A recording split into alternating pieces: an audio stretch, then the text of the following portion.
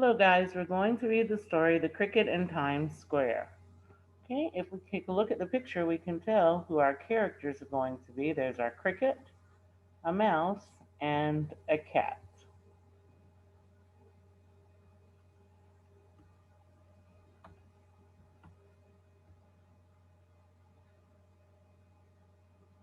Chester. Tucker Mouse had been watching the Bellinis and listening to what they said. Next to scrounging, eavesdropping on human beings was what he enjoyed most. Eavesdropping means to listen to someone when they don't know that you're listening. And scrounging, we said, means to dig around for something. Like, remember, we used the analogy of the keys in your bag when you're digging around looking for the keys because they're lost? That was one of the reasons he lived in the Times Square subway station. As soon as the family disappeared, he darted out across the floor and scooted up to the newsstand. At one side, the boards had separated and there was a wide space he could jump through. He'd been in a few times before, just exploring.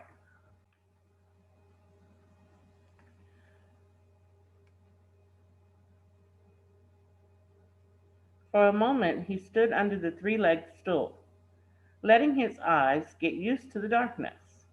Then he jumped on it. Psst, he whispered. Hey, you up there, are you awake? There was no answer. Psst, psst, hey, Tucker whispered again, louder this time. From the shelf above came a scuffling, like little feet feeling their way to the edge. Who is that going? Said a voice.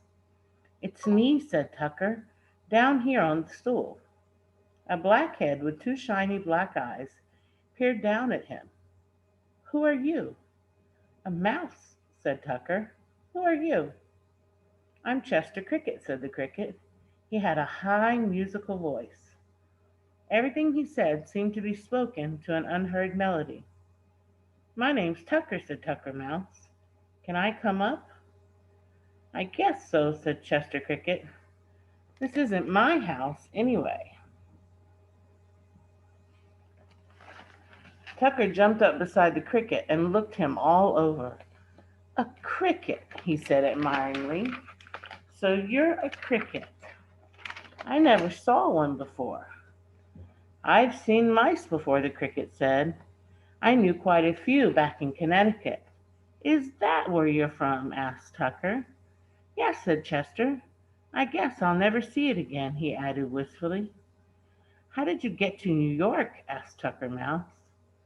It's a long story, sighed the cricket. Tell me, said Tucker, settling back on his haunches. He loved to hear stories. It was almost as much fun as eavesdropping, if the story was true. Well, it must have been 3 days ago, Chester Cricket began. I was sitting on top of my stump, just enjoying the weather and thinking how nice it was that summer had started. I live inside an old tree stump next to a willow tree, and I often go up to the roof to look around. And I'd been practicing jumping that day, too.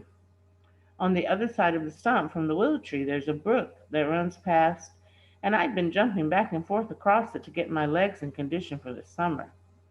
I do a lot of jumping, you know. Me too, said Tucker Mouse, especially around the rush hour. And I had just finished jumping when I smelled something. Chester went on, liverwurst, which I love. You like liverwurst? Tucker broke in. Wait, just wait.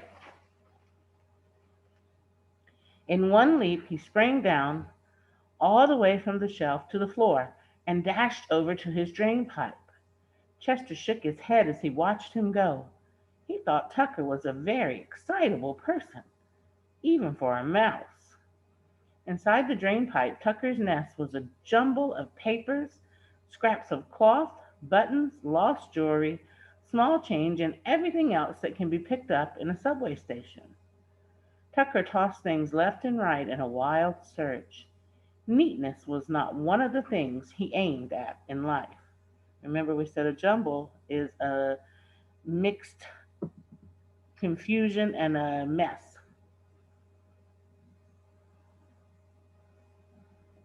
At last he discovered what he was looking for, a big piece of liverwurst he had found earlier that evening. It was meant to be for breakfast tomorrow, but he decided that meeting his first cricket was a special occasion. Holding the liverwurst between his teeth, he whisked back to the newsstand. Look, he said proudly, dropping the meat in front of Chester Cricket. Liverwurst. You continue the story. We'll enjoy a snack, too. That's very nice of you, said Chester. He was touched that a mouse he had only known for a few minutes would share his food with him. I had a little chocolate before, but besides that, nothing for 3 days. Eat, eat, said Tucker. He bit the liverwurst into two pieces and gave Chester the bigger one. So you smelled the liverwurst. Then what happened?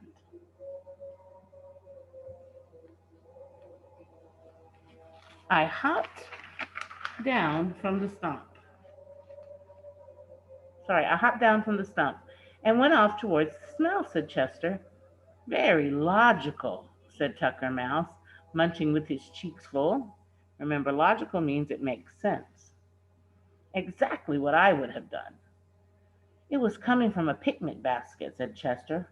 A couple of tuffets away from my stump, the meadow begins, and there was a whole bunch of people having a picnic. They had hard-boiled eggs and cold roast chicken and roast beef and a whole lot of other things besides the liverwurst sandwiches which I smelled. Tucker Mouse moaned with pleasure at the thought of all that food. They were having such a good time laughing and singing songs, they didn't even notice me when I jumped into the picnic basket, continued Chester. I was sure they wouldn't mind if I had just a taste. Naturally not, said Tucker Mouse sympathetically. Sympathetically, why mind? Plenty for all. Who could blame you? Now, I have to admit, Chester went on, I had more than a taste. As a matter of fact, I ate so much that I couldn't keep my eyes open. What with being tired from the jumping and everything, and I fell asleep right there in the picnic basket. First thing I knew, somebody had put a bag on top of me that had the last of the roast beef sandwiches in it. I couldn't move. Imagine, Tucker exclaimed, trapped under roast beef sandwiches. Well, there are worse fates. He tells him there's a worse thing that could happen to him.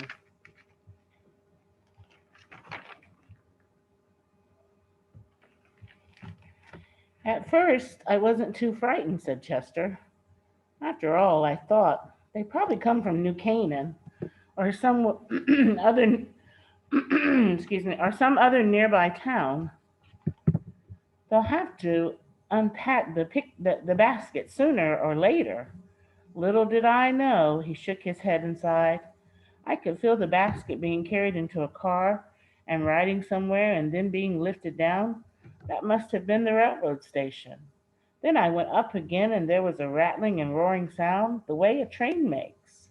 By this time, I was pretty scared.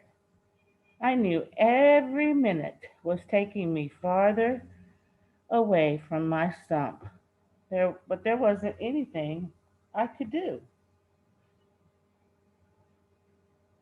I was getting awfully cramped too, under those roast beef sandwiches. Didn't you try to eat your way out? Said Tucker. I didn't have any room, said Chester. But every now and then the train would give a lurch and I managed to free myself a little.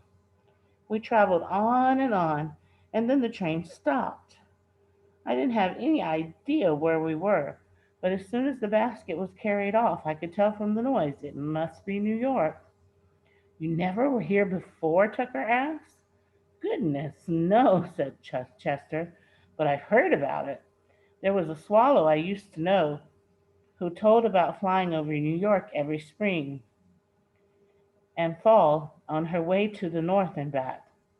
But what would I be doing here? He shifted uneasily from one set of legs to another. I'm a country cricket. Don't worry, said Tucker Mouse. I'll feed you liverwurst. You'll be all right. Go on with the story. It's almost over, said Chester.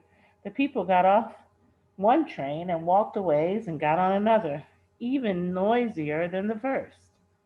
Must have been the subway, said Tucker.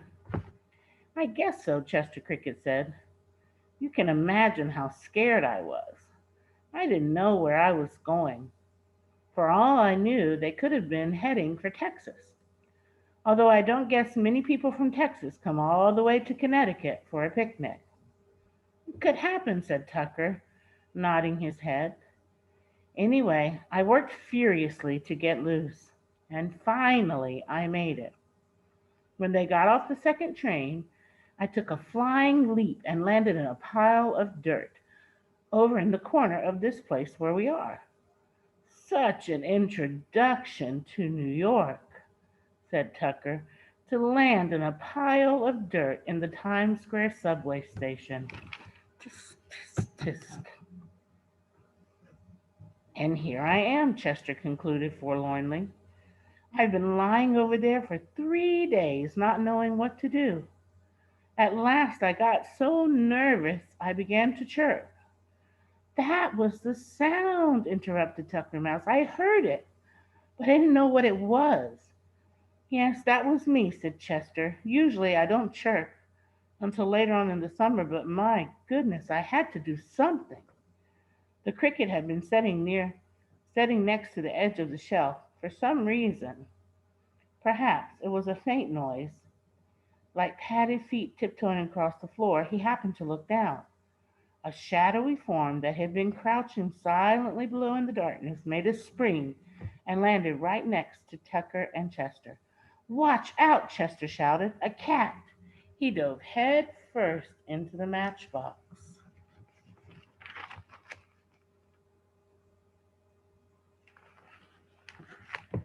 Harry Cat.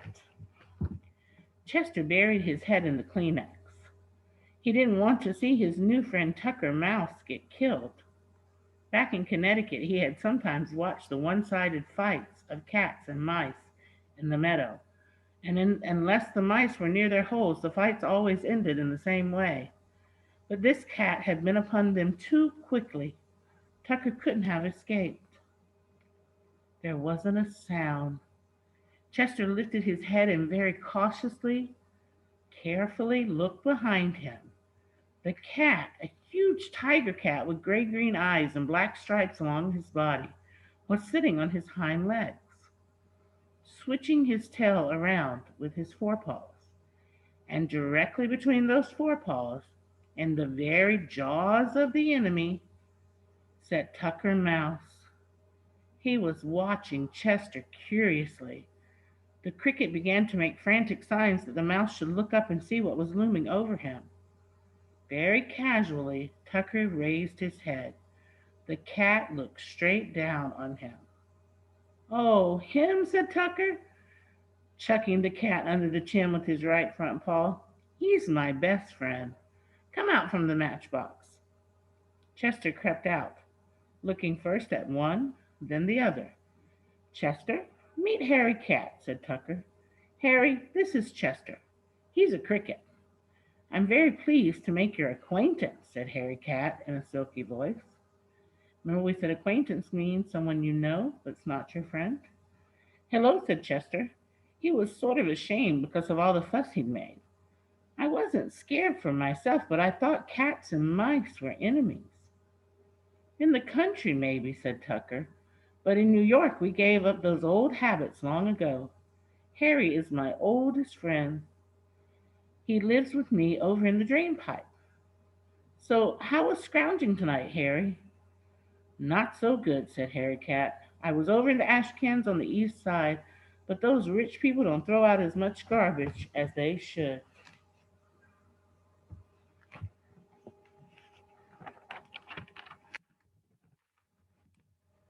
Chester, make that noise again for Harry, said Tucker Mouse.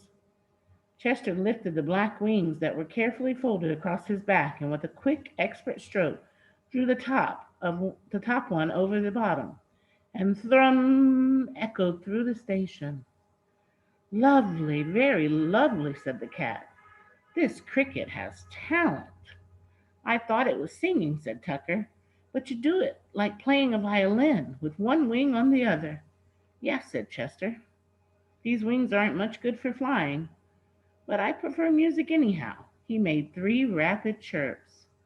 Tucker Mouse and Harry Cat smiled at each other. It makes me want to purr to hear it, said Harry. Some people say a cricket goes chee, chee, chee, explained Chester, and others say treat, treat, treat, but we crickets don't think it sounds like either one of those. It sounds to me as if you were going crick, crick, crick, said Harry. Maybe that's why they call him a cricket, said Tucker. They all laughed. Tucker had a squeaky laugh that sounded as if he were hiccuping. Chester was feeling much happier now. The future did not seem nearly as gloomy as it had over the pile of dirt in the corner. Are you going to stay a while in New York? Asked Tucker. I guess I'll have to, said Chester. I don't know how to get home. Well, we could always take you to the Grand Central Station and put you on a train going back to Connecticut, said Tucker. But why don't you give the city a try? Meet new people, see new things. Mario likes you very much. Yes, but his mother doesn't, said Chester. She thinks I carry germs. Germs, said Tucker scornfully. She wouldn't know a germ if one gave her a black eye. Pay no attention. Scornfully is when we say something in a way that we don't like what is being said. Too bad you couldn't have found more successful friends, said Harry Cat. I fear for the future of this newsstand. It's true, echoed Tucker sadly. They're going broke fast. He jumped up on a pile of magazines and read off the names in the half light that slanted through the cracks in the wooden cover. Art News, Musical America. Who would read them but a few long hairs? I don't understand the way you talk, said Chester. Back in the meadow, he had listened to bullfrogs and woodchucks and rabbits, even a few snakes, but he had never heard anyone speak like Tucker Mouse. What is a long hair? Tucker scratched his head and thought a moment. A long hair is an extra refined person, he said. You take an Afghan hound. That's a long hair. Do Afghan hounds read Musical America? Said the cricket. They would if they could, said Tucker. Chester shook his head. I'm afraid I won't get along in New York, he said. Oh, sure you will, squeaked Tucker Mouse. Harry, suppose we take Chester up and show him Times Square. Would you like that, Chester? I guess so, said Chester, although he was really a little leery of venturing out into New York City. The 3 of them jumped down to the floor.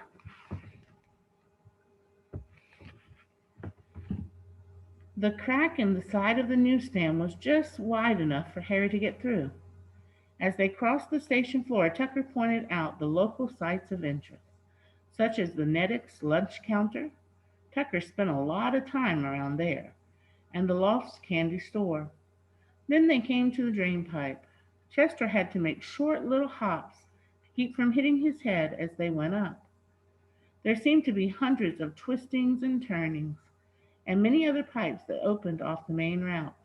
But Tucker Mouse knew his way perfectly, even in the dark. At last Chester saw light above them.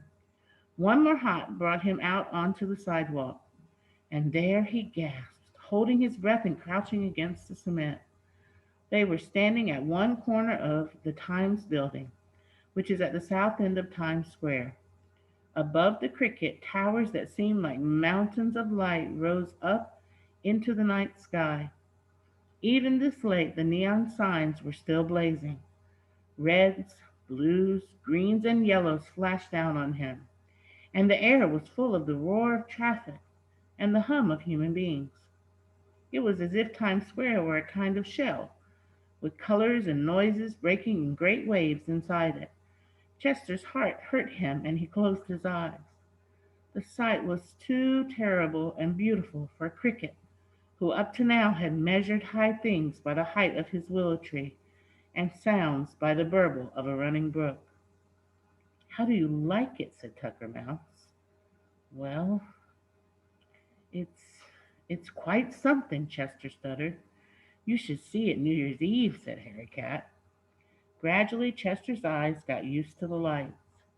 He looked up, and way far above them, above New York, and above the whole world, he made out a star that he knew was the star he used to look at back in Connecticut. When they had gone down to the station and Chester was in the matchbox again, he thought about that star. It made him feel better to think that there was one familiar thing twinkling above him amid so much that was new and strange. I hope you liked the story. This story is a part of a book called The Cricket in Times Square. And if you ever have a chance to read it, you should read it. It's perfect for your age. And it tells all about their adventures. So I think you would enjoy reading. All right? We'll talk more about the story when we do the workbook pages. And I will see you next time. Bye bye.